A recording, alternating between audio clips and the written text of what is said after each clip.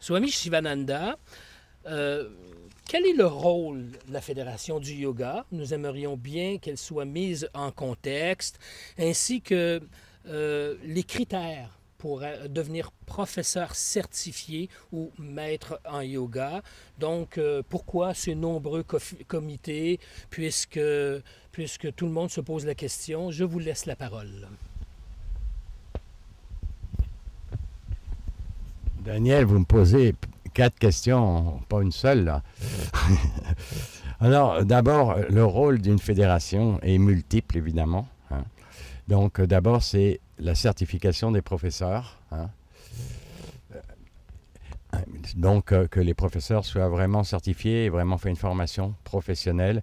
Et donc, pour le public, c'est essentiel qu'il y ait donc un code de déontologie, qu'il y ait une certification officielle. Et donc, c'est la base essentielle d'une fédération au départ. Bien sûr, une fédération doit aussi promouvoir, donc on promouvoit le yoga sous différentes formes. Donc, par exemple, des vidéos, par exemple, des livres, des CD.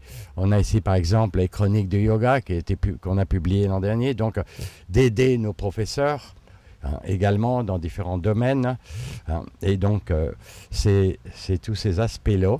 Comme vous allez le découvrir également, hein, les comités qu'on a, si on a plusieurs comités, c'est pour toucher différents domaines de la vie, hein. Donc, c'est dans ce sens-là que la fédération travaille.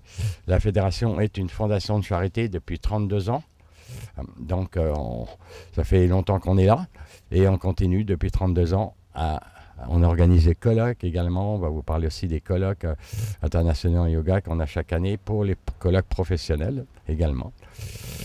Voilà, si ça peut répondre à Oui, ça répond à une des questions qu'on a tous sur le bout de la langue, parce que votre parcours il est quand même unique. C'est exceptionnel ce que vous avez réalisé. Je vous félicite. Et une de mes questions, parce que j'ai quand même fait quelques entrevues de yoga dans le passé, et on me demande souvent un Patanjali Award. Qu'est-ce que ça fait? Pourquoi? Quelle est l'importance de cette distinction dans le monde du yoga? c'est d'abord. Oui, qu'est-ce que c'est? Le Patanjali Award, c'est la plus haute distinction qui est accordée à un grand maître en yoga chaque année depuis plus de 30 ans. Donc, c'est une distinction honorifique qui est accordée à un grand maître. Qui a reçu Patanjali Award? Patabi Joyce, Krishnamacharya, Van Lisbeth. Donc, tous ces gens-là ont reçu une année le Patanjali Award. Alors, j'étais très honoré de recevoir le Patanjali Award. Évidemment, je ne m'attendais jamais à ça. Moi, je fais juste mon travail pour faire connaître au monde le yoga. Et ça depuis à peu près 45 ans. Et, et, et pour devenir professeur de yoga, pour être reconnu, certifié auprès de la Fédération francophone de yoga, comment ça fonctionne? Eh bien, pour être certifié, il y a donc évidemment un code professionnel. Donc, il faut faire un minimum de 300 heures de formation qui doivent être certifiées par la fédération, hein. Donc, sinon, on invente des formations. Non, non, il faut que la formation soit certifiée par la fédération, donc officielle, hein. Donc, les personnes doivent suivre avec une école certifiée. On a plus de 50 écoles certifiées dans le monde francophone. Ils doivent suivre une formation professionnelle. Suite à ça, on a plus de 2500 heures de formation continue. C'est aussi une des fonctions d'une fédération d'offrir des formations continues pour ses professeurs, hein. Ensuite, évidemment, pour offrir une formation, il faut être maître en yoga. Pour être maître en yoga, c'est un autre niveau. Il faut avoir 10 ans d'enseignement et être nommé par un grand maître en yoga. Donc, vous voyez, c'est très sérieux. On ne s'improvise pas maître en yoga, hein. On est reconnu par quelqu'un qui est reconnu, c'est quelque chose d'officiel. C'est comme ça qu'on devient professeur de yoga, maître en yoga. Effectivement, je suis tout à fait d'accord avec vous. La barre est haute. La barre est haute. Et en même temps, c'est un chemin, c'est une voie. C'est un cheminement, c'est sûr. C'est pour ça qu'on a plein de comités que vous allez voir avec les personnes responsables de cela. Donc, c'est un global. Le yoga est global. Donc, c'est pas juste physique. Corps, émotion, mental, spirituel. C'est à tous les niveaux. Et ça doit toujours inclure ces différents niveaux. Quel que soit mon niveau de yoga, ça doit toujours être là. Hein. Et les comités. Parlons-en un tout petit peu avant qu'on aille justement en détail avec chacun et chacune. On a plusieurs comités que vous avez rencontrés. Il y en a quelques-uns qui ne sont pas là. Donc, on a un comité interspirituel, on a un comité pour le colloque, on a un comité yoga et handicapé, un comité sciences et yoga. Donc, on a tous ces différents comités avec des personnes qui s'en occupent. Là, c'est les dirigeants des comités. Hein. Comité yoga aîné, comité yoga enfant. Donc, pour dynamiser ces aspects-là, hein, que ce soit au niveau des formations, que ce soit au niveau du public, que ce soit au niveau de documents. Hein. Donc, moi, j'ai créé ces comités parce qu'en fait, ces comités, il y a 40 ans, je faisais ce travail-là déjà au niveau individuel. Donc, avec l'évolution de la fédération, ben, il est important d'avoir plusieurs personnes pour travailler à ces niveaux-là. Ça a grandi. Personnes qui sont des spécialistes aussi, évidemment.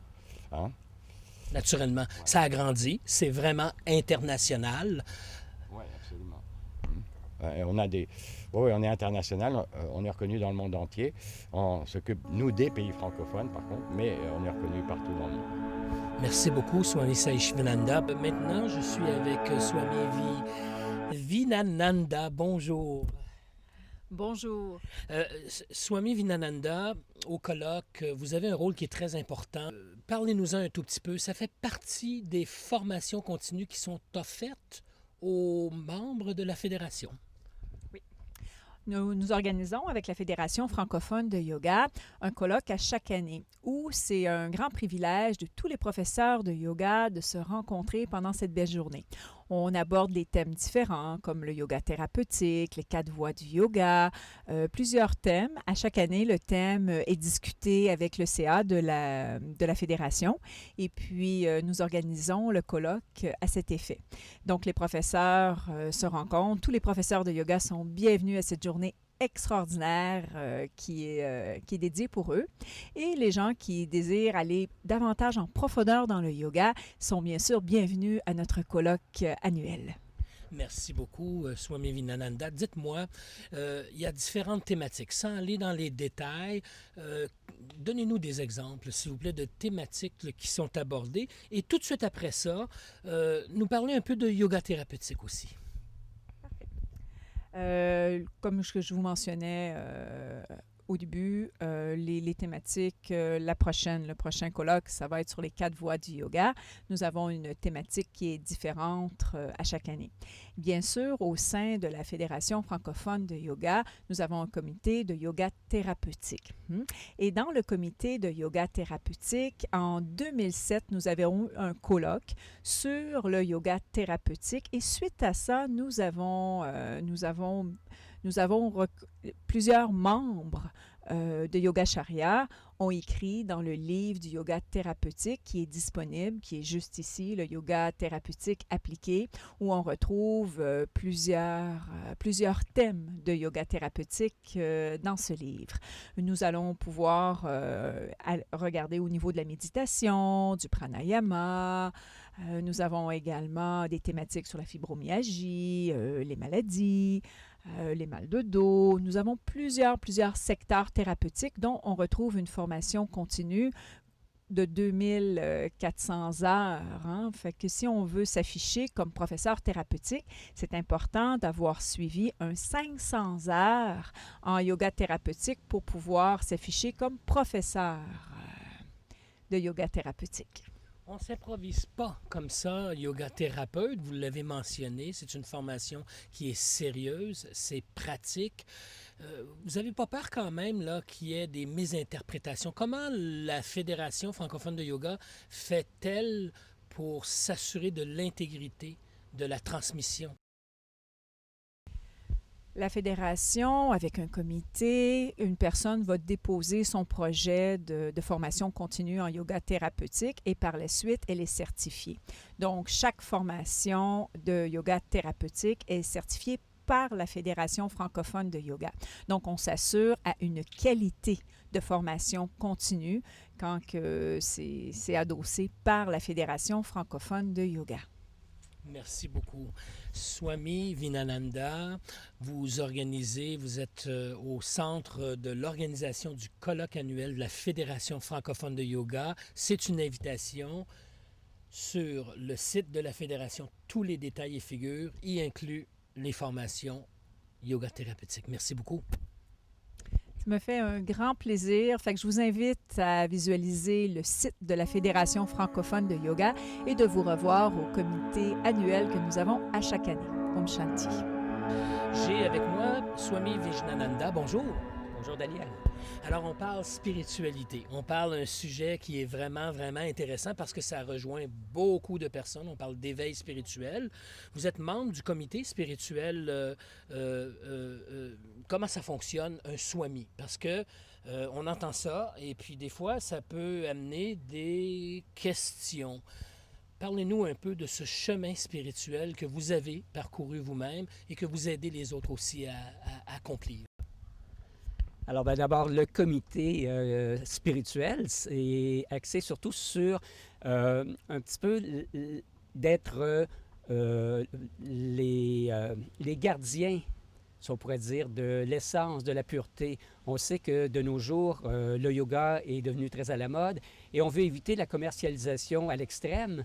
On ne veut pas empêcher la commercialisation, mais si on peut garder contact avec les racines, avec la pureté, comme Vinananda a mentionné, à ce moment-là, ce comité-là est là pour veiller à travers les enseignements pour toujours mettre en lumière cet aspect spirituel du yoga, qui est finalement l'essence de toute la démarche du yoga que moi-même j'ai entreprise et que on a tous le plaisir, tous les membres du comité sont des swamis. Et votre question concernant les swamis, ce sont des êtres qui ont consacré leur vie, ont choisi de consacrer leur vie à la transmission des outils, des clés, de la connaissance de soi pour permettre aux individus, aux êtres humains de mettre cette spiritualité-là dans leur vie humaine. Et donc, un swami, ça ne s'improvise pas. Quelle est la différence entre, par exemple, on entend aussi professeur, enseignant, maître en yoga. Il y a une distinction entre un maître en yoga et un swami? Oui, tout à fait. Donc, le maître en yoga, c'est finalement une reconnaissance d'un enseignant qui enseigne les styles de yoga. Je crois qu'on va en parler peut-être tantôt. Donc, le maître en yoga a été nommé par un grand maître en yoga qu'on appelle Yogacarya. Et à ce moment-là, ce maître en yoga-là a la capacité de former, lui, des professeurs de yoga. Tandis que le swami, c'est quelqu'un qui transmet, qui va être aussi un instructeur. J'aime bien distinguer entre instructeur et professeur. Donc, l'instructeur va accompagner les gens dans leur démarche spirituelle pour faire en sorte que le yoga soit au-delà de simplement des postures physiques, au niveau technique. Hein, le professeur de yoga ou le Yogacarya, maître en yoga, va former d'excellents professeurs au niveau technique. Il va les accompagner aussi pour former ces professeurs-là dans la voie du yoga.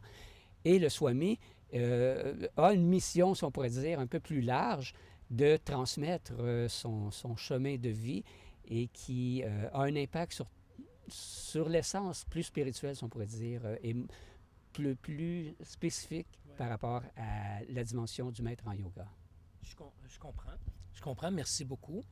Donc, si je continue dans cette réflexion, parce qu'on parle d'un swami, une vocation finalement.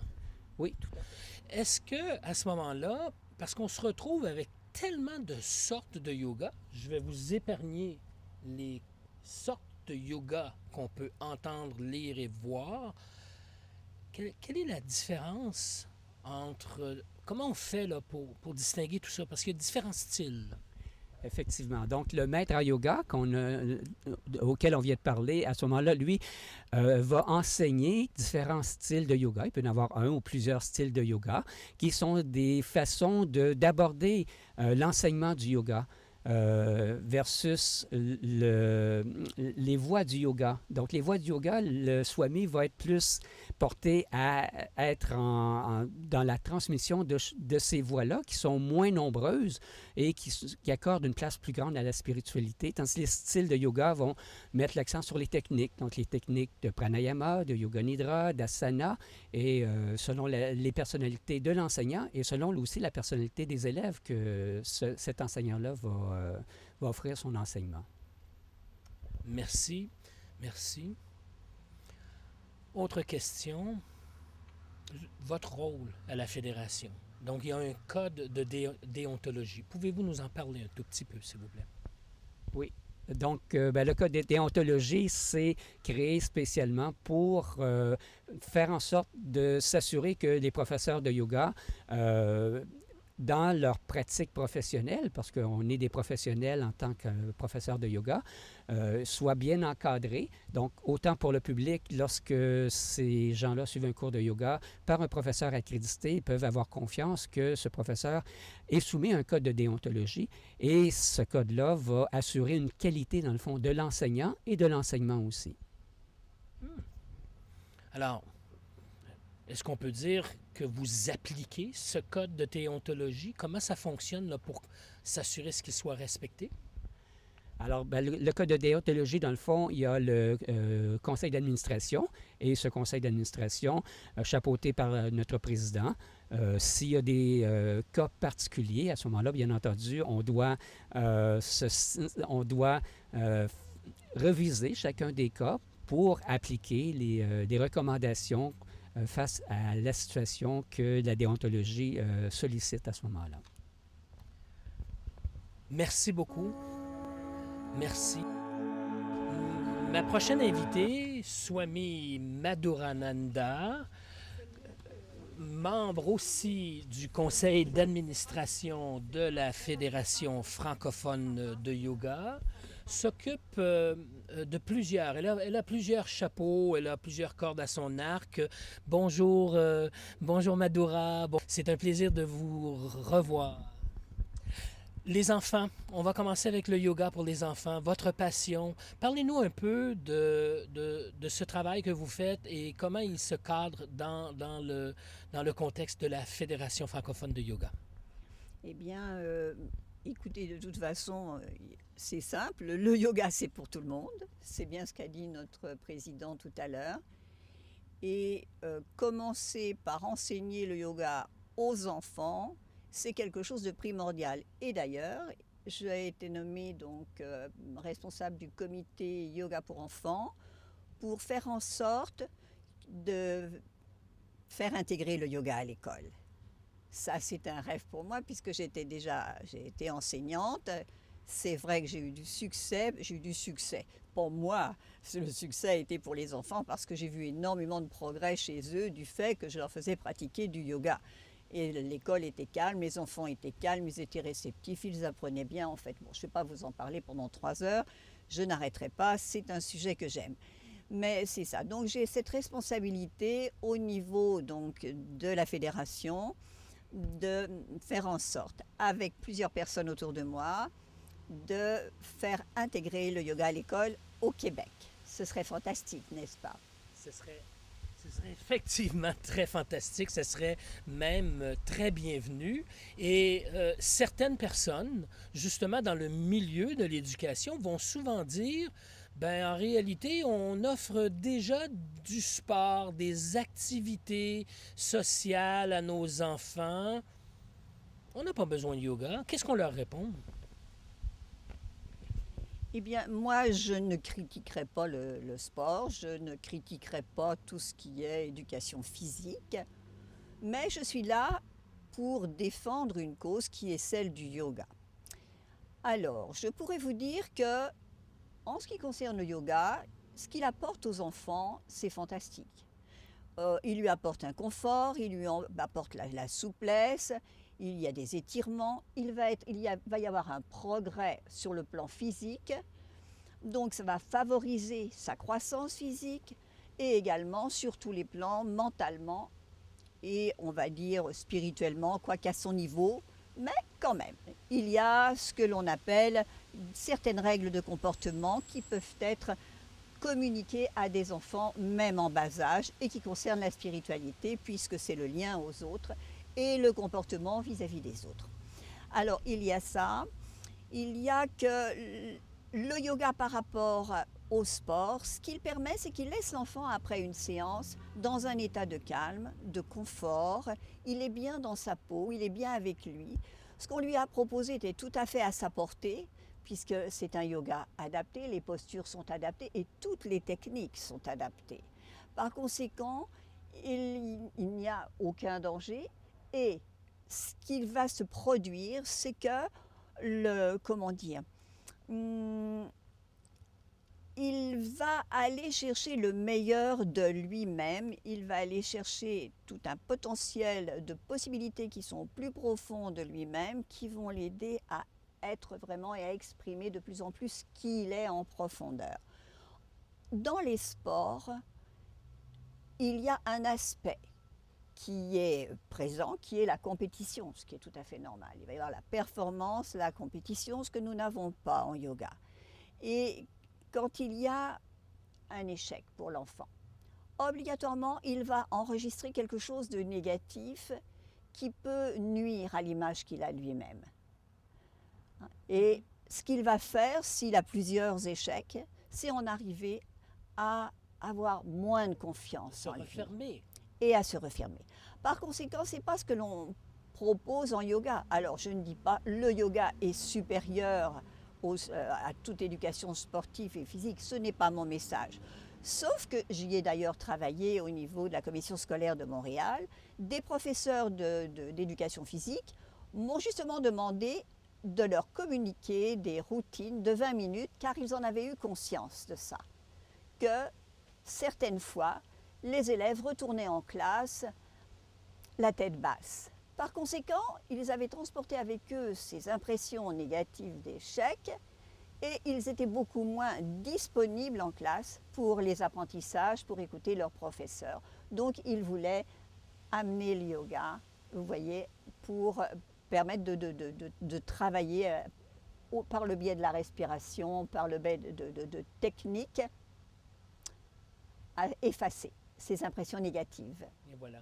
Vous avez bien décrit comment le yoga peut s'intégrer à l'école et comment, en fait, dans quel but, hein, dans quel but. Merci beaucoup, c'est très apprécié.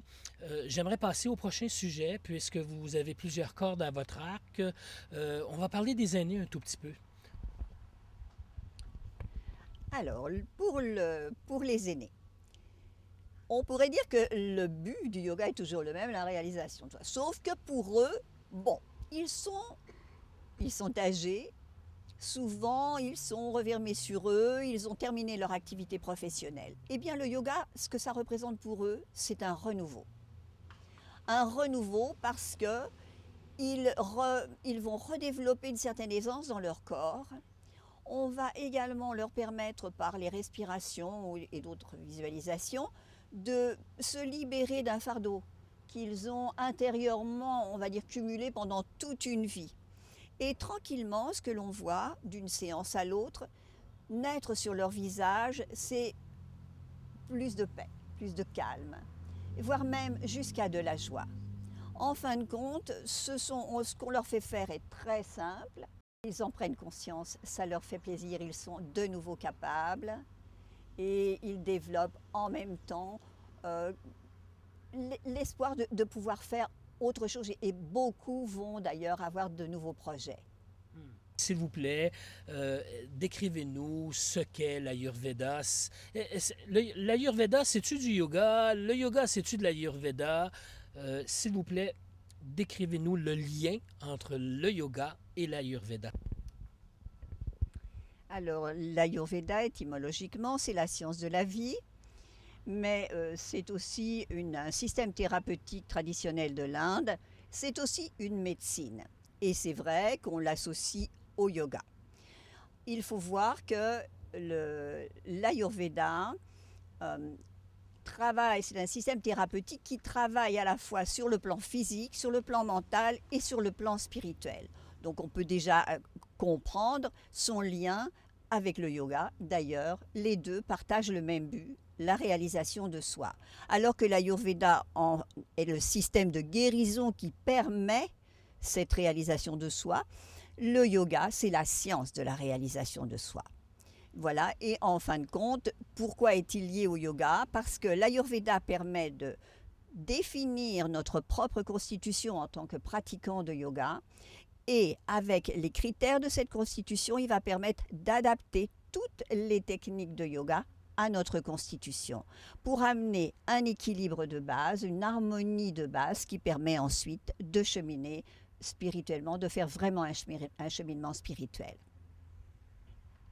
Merci beaucoup, Swami Madhurananda. Maintenant, nous avons aussi Anne Christiananda, Swami Christiananda. Merci beaucoup de vous déplacer comme ça. Le président de la fédération est initié dans plusieurs voies du yoga. L'historique, les voies spirituelles aussi qu'il a créées avec le comité interspiritualité afin de rassembler ces voies et d'établir un lien entre tout cela. Comment vous vous situez auprès de la fédération en termes du comité que vous représentez? Bien, en fait, pour le comité interspirituel, c'est pour d'abord mettre l'emphase sur la dimension spirituelle du yoga, puis aussi le fait que la spiritualité est vraiment intrinsèque au yoga. Maintenant aussi, c'est pour un peu aller plus loin que dans juste le yoga, les postures, et comprendre l'être humain dans sa globalité. C'est impossible de penser que l'être humain n'est qu'un corps physique et une personnalité. Fait que c'est vraiment dans cette optique-là que le yoga va chercher beaucoup d'aspects et c'est pourquoi que même moi, en faisant mon doctorat en spiritualité, j'ai voulu comprendre l'être humain dans cette quête d'évolution de soi qui est intrinsèque à la spiritualité.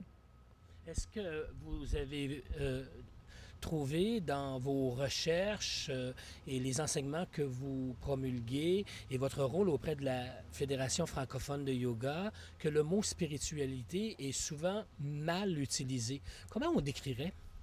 Bon, oui, effectivement. D'abord, il y a effectivement beaucoup encore de préjugés. Juste entendre le mot spiritualité, pour certaines personnes, ça va être associé à un mouvement religieux, à une croyance et à un système de croyances qui pourrait contraindre la personne. Donc, c'est comme si automatiquement, c'est associé à quelque chose qui brime la liberté de l'individu.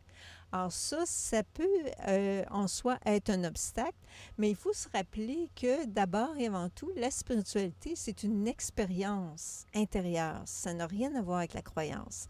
Et l'autre chose aussi qui est un autre préjugé, c'est que il y en a qui vont taxer la spiritualité comme d'ésotérisme.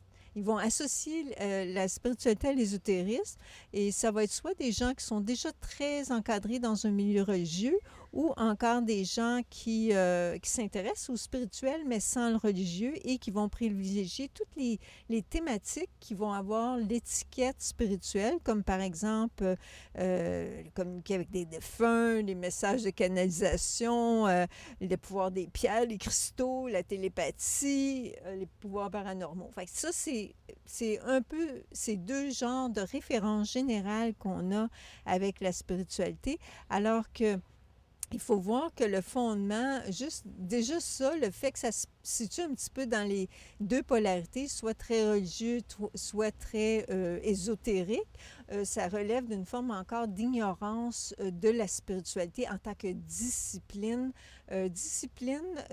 d'étude même, comme au siècle passé, la psychologie a pu devenir une science qu'on étudie. La spiritualité est appelée à être un domaine, un champ d'étude comme tel. Ce n'est pas la religion qui doit être comme telle étudiée, mais la spiritualité, parce que dans la spiritualité, il y a des religions.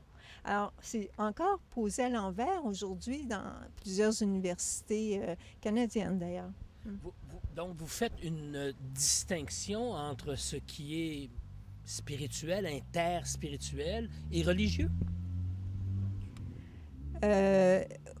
Oui, il y a une distinction entre le interreligieux et le interspirituel. Si on prend, par exemple, certains comités qui vont faire l'interreligieux, l'accent va être beaucoup mis sur ouvrir à la tolérance de la différence dans le système de croyance lui-même. C'est surtout ça dans un premier niveau. Et l'interspirituel, lui, c'est de vraiment expérimenter et voir que dans toute forme religieuse, il y a un élan pour accéder à la psyché humaine et faire la connexion avec qui on est vraiment. Donc, par exemple, si on parle de la dimension christique de l'être, bien, on pourrait penser que c'est relié au religieux. Non, c'est un élément spirituel et on pourrait parler de la dimension du gourou intérieur, le Bouddha. Alors, c'est tous des aspects, c'est dans la perspective de comment c'est abordé. Est-ce abordé comme une forme de croyance en quelque chose d'extérieur ou quelque chose qui est intrinsèque en nous, qui nous aide à nous découvrir? C'est toute là la nuance. C'est une nuance qui est très, très fine, mais très, très importante. Merci beaucoup pour cette explication. Donc, vous considérez essentiel cette découverte de la spiritualité, du rôle que vous occupez auprès de la Fédération francophone de yoga. Considérez-vous, comment vous considérez ce rôle? Bien, d'abord, le fait que, par exemple, moi, je viens d'un milieu qui a été plus enraciné dans la tradition chrétienne et même que ma thèse doctorale était en lien avec la vie de Jésus, mais c'est pour dire que l'enracinement est une façon de comprendre le spirituel d'une façon globale, nous aide à comprendre la dimension universelle dans toutes les religions. Alors, mon rôle est beaucoup situé en termes de comment on peut aider la personne à évoluer en tenant compte de la spiritualité et aussi toute la dimension psychologique de l'être. Donc, oui, c'est ça. C'est un sujet qui est très intéressant. On pourrait continuer à en discuter. J'invite les personnes à simplement communiquer avec la Fédération francophone de yoga. Toute l'information s'y trouve. Vous y êtes aussi. Merci beaucoup, Swami Christiananda. Ce fut un plaisir d'avoir partagé avec vous cette étude, ce chemin, cette mission que vous portez très bien. Merci. Merci beaucoup. J'ai avec moi aussi une personne qui s'occupe de science. Donc, il y a un comité, le comité science. Swami Dhyananda, bonjour. Bonjour. Alors, pourquoi cet appel de vous joindre à la Fédération francophone de yoga? Parce que on ne sait pas, là, le yoga pour vous, c'est une science. Ce comité, il sert à quoi? Parlez-nous-en un tout petit peu, s'il vous plaît. Okay, il y a plusieurs questions. J'étais très heureuse en fait quand Swami Sai Shivananda m'a proposé justement de créer ce comité Science et Yoga parce que je trouve que moi aussi il y a beaucoup de liens entre la science et le yoga et surtout il y a aussi beaucoup on parle beaucoup parfois de pseudosciences, on ne sait pas vraiment de quoi il s'agit. La science, déjà, dans notre monde occidental, on en parle beaucoup. Parce qu'en fait, en général, on considère que tout ce que la science a démontré, tout ce que la science a étudié, c'est en général comme une vérité. On considère que si ça a été prouvé, c'est que c'est vrai. Donc, c'est quelque chose qu'on se base beaucoup là-dessus. Que ce soit, par exemple, pour la médecine ou à tous les niveaux. En fait, tout ce qui est scientifique, souvent, on considère que c'est notre vérité, que ça décrit le monde dans lequel on vit. Que ce soit, donc par exemple, et maintenant, ce que je trouve très intéressant à notre époque, c'est que justement, de plus en plus, il y a de rapprochements. Comme on a pu voir, par exemple, qu'il y a beaucoup de recherches scientifiques en neurosciences qui démontrent à quel point la méditation, par exemple, a un rôle vraiment... Donc là, on démontre vraiment physiquement les effets de la méditation sur notre cerveau et aussi sur notre comportement, etc. Donc là, il y a des preuves qui sont c'est comme une façon de valider, en fait, un peu ce que les yogis savent depuis parfois des millénaires. Donc il y a comme une preuve qui peut convaincre certaines personnes qui sont des fois un peu hésitantes, qui ont besoin de preuves. Donc là, c'est une façon, je pense, de convaincre certaines personnes. Et d'un autre côté, je pense qu'il y a aussi un aspect important en yoga qui est le yoga de la connaissance. D'ailleurs, c'est une branche du yoga où on cherche en fait à mieux comprendre ce qu'on vit, on cherche à mieux comprendre qui on est, quelle est la vérité. Donc ça va beaucoup plus loin, à un niveau beaucoup plus profond. Et je trouve qu'à notre époque, on arrive à, c'est ce qui est vraiment fascinant, d'arriver à trouver des liens entre ces deux approches. Intéressant. Merci beaucoup. Parce que la Fédération francophone de yoga est internationale. Le but de votre comité, ça vient... quelles sont les demandes et à quoi pouvez-vous répondre? Comment vous pouvez venir en aide auprès des scientifiques? C'est un appel aussi, là. Comment vous pouvez venir en aide aussi auprès des scientifiques qui veulent justement aller plus loin dans cette recherche? Moi, ce que je pense, c'est ce qui m'intéresse surtout, c'est de faire un lien entre les deux approches. Souvent, pour les scientifiques, ils rejettent souvent la spiritualité, c'est considéré comme trop ésotérique, trop loin, c'est pas concret du tout.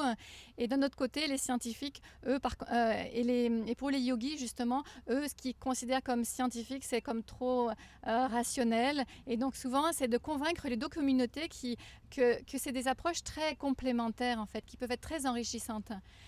Donc le but du comité, ce serait de faire des liens entre ces deux approches, parce que je pense qu'il y a vraiment des liens très intéressants à faire.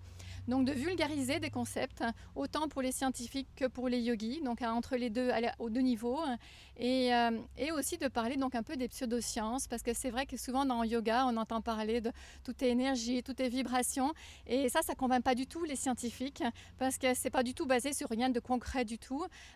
Souvent, on parle beaucoup c'est très à la mode de parler de quantique. Alors, il y a le monde quantique, il y a la médecine quantique, il y a beaucoup de choses quantiques. C'est très à la mode, mais en fait, c'est totalement différent de ce que dit la physique quantique, qui est en fait une théorie qui est très intéressante parce qu'elle permet d'expliquer beaucoup de choses au niveau des particules, au niveau des atomes. Donc, c'est dans un certain niveau très, très petit de la matière. Mais pour le moment, alors ce qui est intéressant, c'est qu'on arrive à démontrer des effets quantiques à notre échelle humaine, mais on aimerait avoir une théorie qui puisse expliquer ce qui se passe à l'échelle du très petit, à notre échelle humaine et à l'échelle de l'univers. Mais pour le moment, il n'y a pas cette théorie de l'unification de tout. Donc, c'est pour ça qu'il faut faire attention à ce qu'on parle. Quand on utilise des termes scientifiques, de voir quelle est la source. Si c'est des personnes scientifiques qui ont un doctorat ou qui savent de quoi elles parlent, si c'est basé sur des articles scientifiques qui ont été reconnus par la communauté scientifique. Donc, il faut prendre des références. Et quand on utilise des termes scientifiques, c'est ça, de vraiment voir quelle est la source de ces informations-là.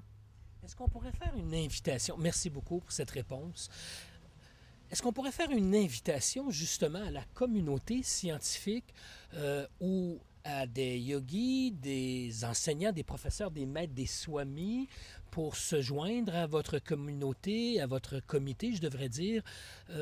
Pouvez-vous conclure sur ce sujet du besoin de bien communiquer, de diffuser de l'information? Oui, alors c'est pour ça en fait que donc il y a des articles qui sont publiés régulièrement pour les chroniques du yoga. Donc il y en a plusieurs fois par an et donc les derniers articles ont été publiés donc dans le livre que vous pouvez apercevoir ici. Sinon, il y a donc une page du comité Sciences et Yoga sur le site de la Fédération francophone de yoga. Et donc avec des références. Et il y a aussi une page Facebook Sciences et Yoga que vous pouvez joindre. Et puis là, bien sûr, c'est ouvert à des commentaires. Et éventuellement, je donne aussi des conférences sciences et spiritualité. Mais oui, bien sûr, je suis tout à fait ouverte à avoir moi et puis d'autres personnes du comité aussi, dans différentes... Moi, je suis plus... donc je viens de la physique, mais il y a d'autres personnes en biologie, en chimie, ou qui pourraient aussi aider à peut-être mieux vulgariser, à mieux communiquer, parce qu'il y a tellement de choses intéressantes à découvrir. Merci. Merci beaucoup. Effectivement, il y a beaucoup de choses à découvrir. C'était Swami Dhyananda. Merci beaucoup pour cette présentation auprès du comité de la Fédération francophone de yoga. Comme vous voyez, il y a beaucoup d'activités, d'actions qui se passent auprès de la Fédération francophone de yoga. Naturellement, on peut pas éviter de parler de paix parce que le yoga, c'est l'union, le yoga, c'est la paix. Et j'ai avec moi Swami Shantyananda. Merci beaucoup de nous parler de votre mission et de la mission que vous représentez, s'il vous plaît.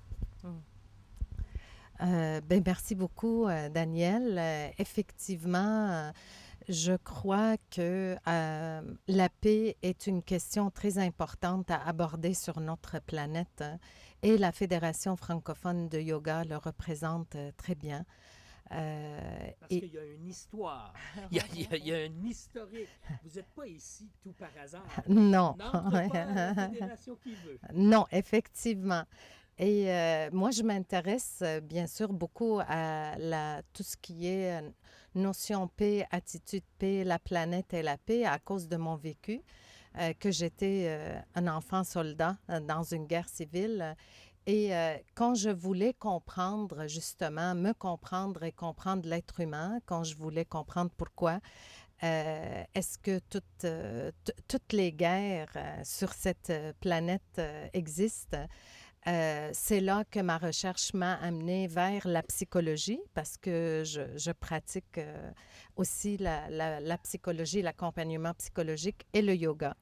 Et d'ailleurs, en découvrant le yoga, j'ai découvert beaucoup de connaissances en lien avec la psychologie et comment transformer nos états et que ça nous concerne tous. C'est pas juste une question de guerre entre peuples, c'est vraiment beaucoup plus profond, ça concerne chaque être humain. D'ailleurs, il y a un livre qui a été publié par Bernard Benson, le livre de la paix qui parle aussi de cette même philosophie-là. Et la Fédération francophone de yoga, justement, Swami Sai Shivananda, à partir de l'année 2000, qui a fait une méditation pour la paix le 31 décembre à la Basilique de Montréal, où il y avait plus que 500 personnes, et que cette méditation, le 31 décembre, ça continue. Pour justement dire que la pratique de yoga, essentiellement, est une pratique qui nous amène à jeter un regard intérieur. C'est pas juste une question de posture puis d'asana. Même les asanas, l'objectif des asanas, c'est de nous permettre de jeter un regard intérieur avec qu'est-ce qui se passe en nous, qu'est-ce qui se passe dans nos états psychologiques, dans notre mental. Justement, l'union corps, âme et esprit, c'est le mot yoga, c'est ce que ça signifie. Et ça nous amène vers la paix, ça va de soi. En faisant cette pratique, que ça nous amène dans cet alignement du cœur, cet alignement du mental, au lieu que le mental soit un tourbillon, puis être dans la défensive, parce que l'être humain est instinctivement défensif. Et la pratique de yoga, toute la philosophie yogique, justement, c'est pour nous amener à arrêter cette lutte intérieure et nous ramener vers le cœur, nous ramener juste à observer notre respiration et de reconnaître notre corps. Hein? Le corps, les sensations dans notre corps, c'est notre temple. Et par cette pratique qui a l'air si simple, mais si puissante dans sa profondeur, la paix s'installe en soi et ça a un effet sur nous, mais ça a aussi un effet autour de nous. Scientifiquement maintenant, 5 minutes par jour, 3 fois, ça change tout et ça libère en plus les toxines du corps et notre regard sur le monde.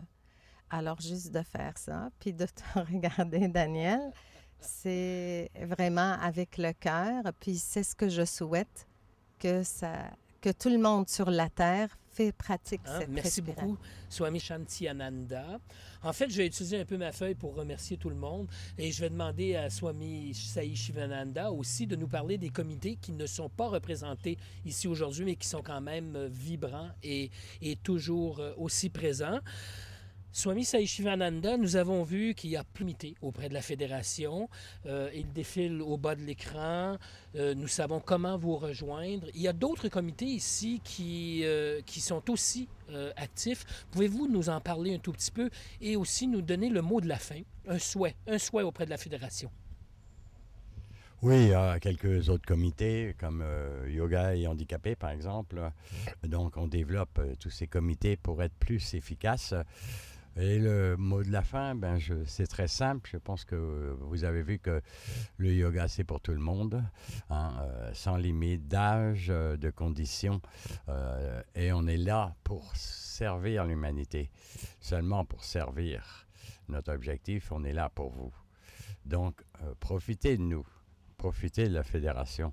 Allez rencontrer les professeurs certifiés, évidemment, et les maîtres en yoga.